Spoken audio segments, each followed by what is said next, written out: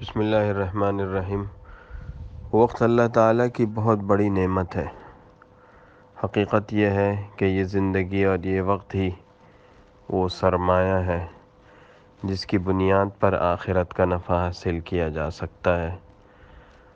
اس وقت کو جتنا قیمتی بنایا جائے گا اتنا آخرت کا معاملہ آسان ہوگا۔ خوش نصیب ہے وہ انسان جو وقت کی قیمت کو پہچان لے اور اس کو صحیح استعمال کرے، اور وقت صحیح استعمال کرنے کا سب سے بہتر طریقہ یہی ہے کہ انسان کوئی بات بے مقصد نہ نکالے اور کوئی بامقصد کام ہی کرے۔ کوئی کام ایسا نہ ہو جس کا کوئی فائدہ نہ ہو۔ فضول کاموں اور فضول باتوں سے اپنے آپ کو محفوظ رکھے۔